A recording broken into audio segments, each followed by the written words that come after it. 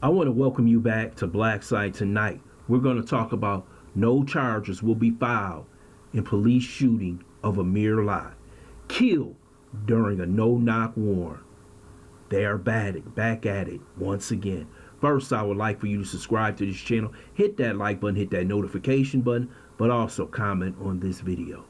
AMIR LOCKE was sitting in his apartment.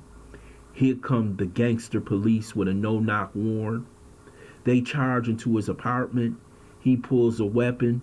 Of course, he's going to defend himself. If somebody's breaking into your apartment, like a home invasion, aren't you going to defend yourself? Especially if you have a weapon. And I believe AMIR LOCKE had the justification to pull that weapon. And I'm going to read you this quick article from CNN. This just happening. Prosecutors declined to file charges against the Minneapolis police officer who fatally shot AMIR LOCKE or any other officers involved in the no-knock warrant service that led to the 20-year-old black man's death in early February.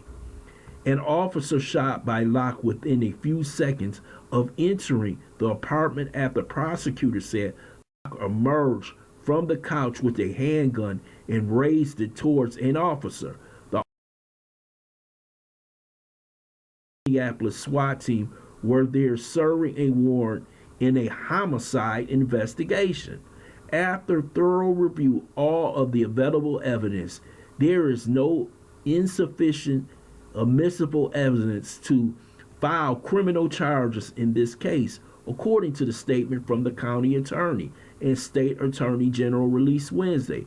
At the time LOCKE was shot, he was in legal, I want to repeat this, legal possession of a firearm inside his apartment, according to prosecutors, but they said that wasn't relevant to the investigation, according to the statement from prosecutors. LOCKE's actions after officers entered the apartment on a judiciary authorized search warrant constituted specifically articulable threat. These circumstances are such that an objective, reasonable officer, Mark Hannemer's position would have been perceived immediate threat of great bodily harm that was reasonably likely to occur, and objectively reasonable officer not to delay in using deadly force, according to the statement by Attorney General Keith Ellison and Hennepin County Attorney Michael Freeman. We talk about Keith Ellison, radical Keith Ellison. Jeff Storms, an attorney for LOCKE family, said it was a disappointing day for the family. They just have a very strong belief that incredibly wrong that happened to AMIR is going to save other people's lives, Storms said.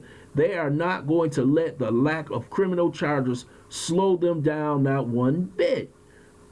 The shooting drew national attention in part because Minneapolis police is the epicenter of the country's most recent police reform movement, prompted by an officer in the same department killing George Floyd by kneeling on him during the arrest in 2020.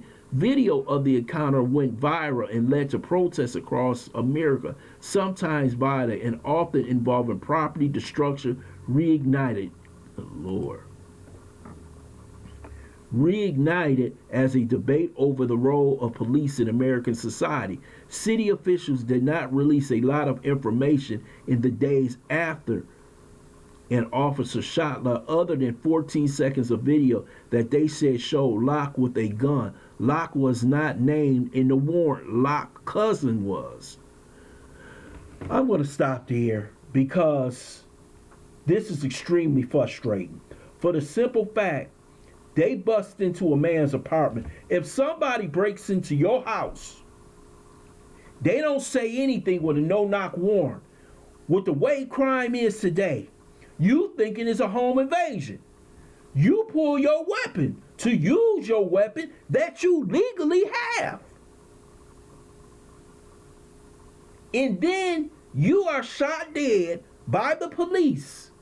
Nobody's held accountable for this 22-year-old man's death, who never committed a crime. Because if he committed a crime, he wouldn't have had that gun legally. That means he had a license by the state of Minnesota. But this brother right here is dead. And all they can say is, I'm sorry. See you later. Hope you have a good life, Miss Locke.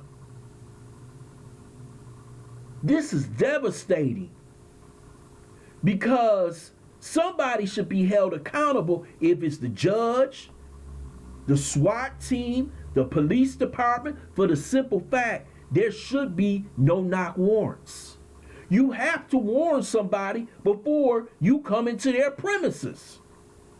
You have to expect sometime that some people are legally armed and have the justification to put you down if you enter their house, what they may think is illegally. But these officers get to walk.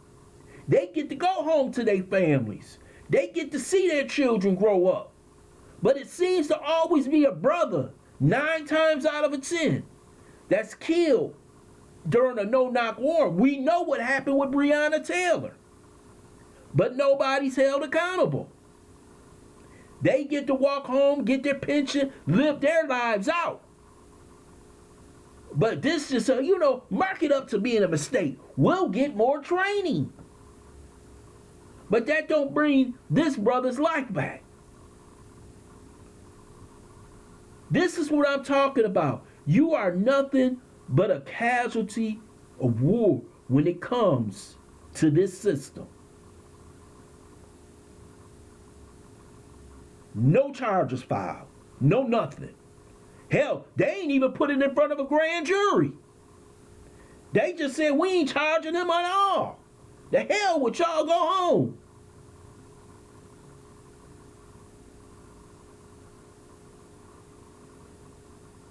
His mother should be disgusted because her son is dead for no reason at all. And that could be anybody who wants to defend their home against the crime that's going rampant in the streets of America. He has a justification to defend his life. That's his constitutional right. And if you don't tell me that you coming in, you might just get blasted. They filed no charges. Told the brother to go home. Told his family to go home. It's absolutely disgusting. And his mother should be mad. And she should file a civil lawsuit. Because your son shouldn't be just dying because the police, the judge and the prosecutors and all of them made a mistake. But everybody supposed to just let it go. Her son's life is worth something. And she deserves to get some kind of justice. I want to thank you for listening to Black Site. I hope you subscribe to this channel. Smash that like button, but also share this video.